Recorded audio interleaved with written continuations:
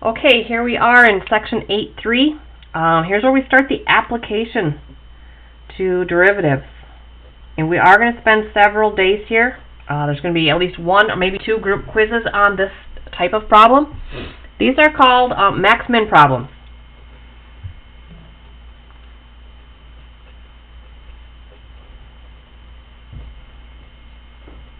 So we just spent a couple days identifying critical points, and when those critical points are max and mins. Now I've got story problems to match, and it's really a 5-step process. And you need to do all the steps. First thing you want is to sketch and label a picture.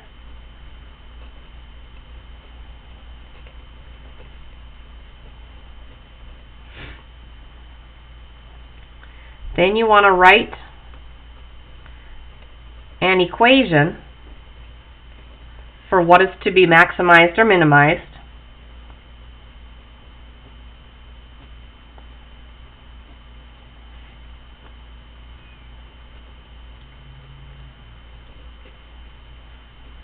And this could be maxed or min. I don't know if I spelled that right or not. I don't even know if they're words. But anyway, this could be maximize the area, maximize the perimeter, minimize the volume. So lots of formulas. You might have to Google some of them for different shapes if you don't remember them, but I'm sure if you just did a quick search, you can find the formulas that you need. Most of them are simple and rectangular stuff, so not too worried about that. So write an equation for what is to be maximized or minimized. Then write that equation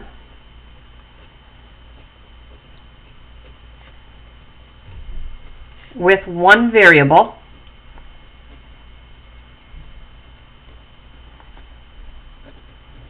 And you're going to do that by using a second equation.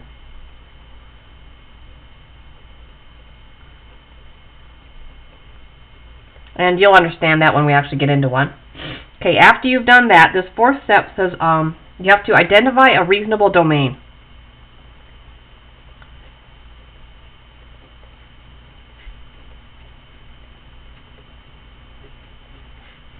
You don't always have to do this. You can kind of hold off on this if you want to until the end, because when we find a critical point, remember it's where the derivative equals 0, and say you want to maximize something, but your critical point comes out to be the minimum, then your answer is actually one of the endpoints on the domain. So you don't have to write the domain unless your max or min comes out opposite of what you want at the end. But again, don't worry about this yet until we go through it. So identify a reasonable domain, because here you would use one of the endpoints.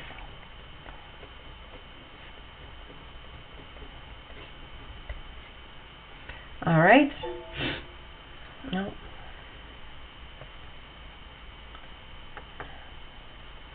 Okay. Then use derivatives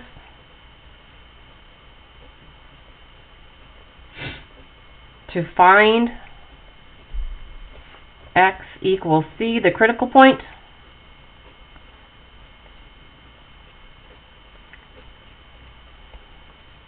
Remember, when the derivative equals 0, we've got a critical point. It's either a max or a min. And what we're going to do to check to see which one it is, instead of doing the before and after, there's a little shortcut. So if the derivative equals 0, and then if the second derivative at that point is positive, that means the graph is concave up, which would have made the c be a minimum, because it's at the bottom, because it's concave up. If the derivative equals 0, and then the second derivative is negative, that means it was concave down, which means now we've got a maximum. So you'll be able to identify your critical point just by doing the second derivative test. So if the second derivative is positive on that critical point, it's a minimum. If the second derivative is negative, then it was a maximum because it's concave down. Okay, and then answer the question.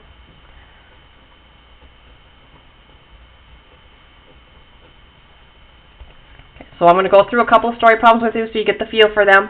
Like I said, we're going to be spending several days here in this section and having a group quiz or two with this style problem.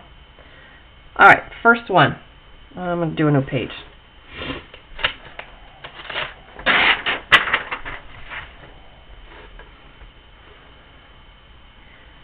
Okay, your job is to help out a farmer. The farmer has 1,000 feet of fencing.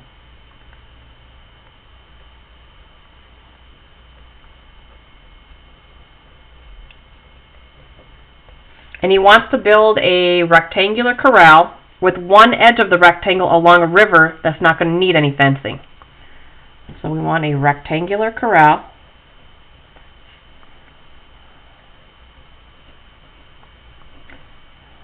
along a river.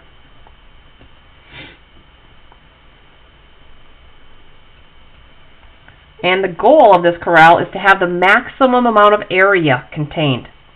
So we want to maximize the area of the corral. What dimensions should he build the corral?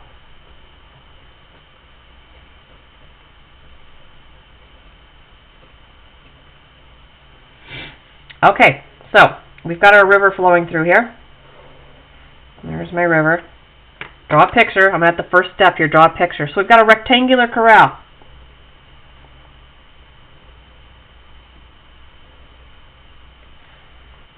With those three sides are where the fencing is going to be used up. So we know that the sum of those three sides is going to be 1,000 feet. But my goal is to maximize the area.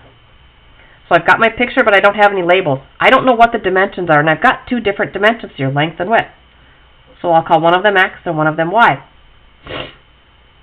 So now the picture's done. I want to maximize area, so I want to write an area equation. Well, the area of a rectangle, shouldn't have to Google that one, X times Y.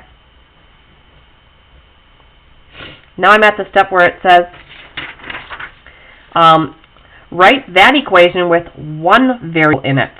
You may have to use a second equation. Not always, but in this case we are, because I've got an X and a Y in my equation.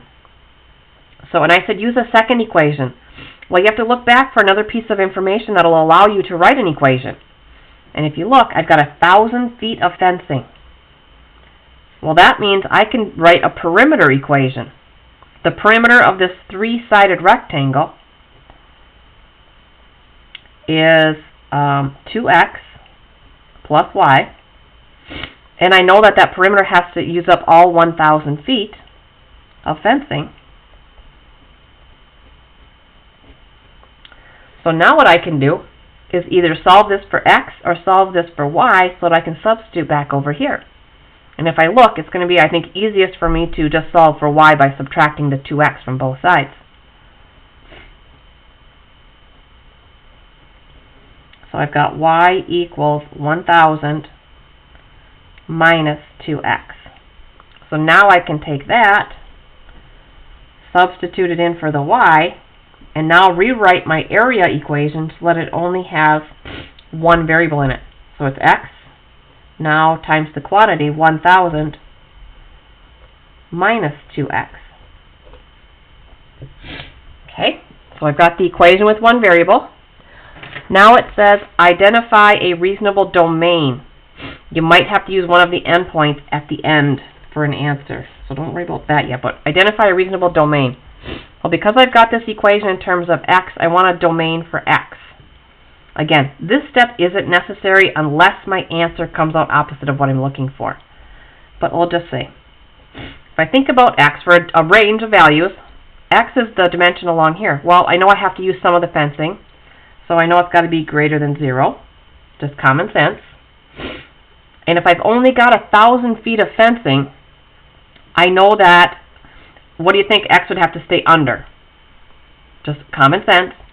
I've got 1,000 feet of fencing here. I can't use all of it on these two sides, so it has to stay under 500 feet. Because if it equaled 500 feet, I'd use up all 1,000 there, and I wouldn't be able to create a rectangle here. So I've got to stay under 500 feet for that dimension. So that was just kind of common sense for my domain. All right. Again, that might not be needed at the end. In this one it's not going to be. Okay, now we do derivative. Now I'm looking for the critical point for this equation. I want this area to be maximized. So if I do the derivative, set it equal to 0, that's going to tell me where critical points are happening on this equation. But before I do that, I think I want to distribute my x so that I don't have to do a product rule. So 1000x minus 2x squared. And now I'm ready for derivative. So derivative here is 1000 minus 4x. I want to set that equal to 0. That will give me a critical point. Solving for x, I'm going to subtract 1000. Divide by the negative 4. And that'll give me positive 250. So I know there's a critical point at 250. I just don't know whether it's a maximum or a minimum. So I'm going to do that second derivative test at 250 to see whether I've got a max or a min. So I'm going to do second derivative equation. And if there's still a letter left, I'm going to plug in 250. So second derivative here, derivative of 1000 is 0. Derivative here is a negative 4. So I don't have to plug in the 250. The derivative is, second derivative is negative, which makes this concave down, which makes my critical point a max, and that is what I wanted. If this had come out a min, then either one of these, I'd have to check to see one of these would have been my maximum. But I got it off the bat, so I don't have to worry about my domain. Okay, so now I got to answer the question. The question said, what are the dimensions for my rectangular corral for the farmer? Well, I know the x is 250. I can substitute back into right here to get the y. So I'll substitute in 1000 minus 2 times 250 equals the y. That's going to give me 1,000. So 1000 minus 500. I got 500. So I've got a 500 foot by 250 foot rectangular corral that will maximize the area with that constant fencing there of 1,000 feet. Okay, let's do another one. We're actually going to set up 2 more with you. You're going to finish them in your homework.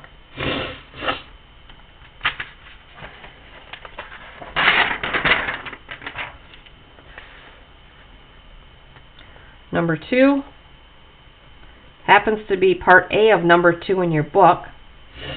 It's a motel problem. You're going to have a 6-room motel.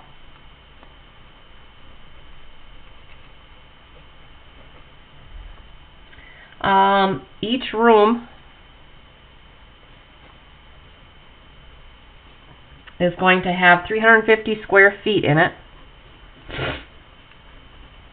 And we want to, it says, what dimensions should the rooms be in order to have the minimum total wall length?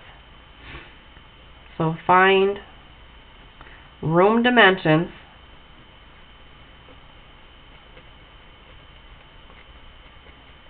to minimize wall length, total wall length. So we want to minimize the materials it takes to build the room, but keep this area the same, to minimize wall length. And the book does give you a picture. The hotel is going to look like this. A little strip motel with 6 rooms in it. All the same size. 1, 2, 3, 4, 5, 6 rooms. Each room is going to have 350 square feet. Okay, now I got to get my dimensions, and my goal is to find the dimensions of a room. So I'm just going to go with my x by y. So now write an equation for what is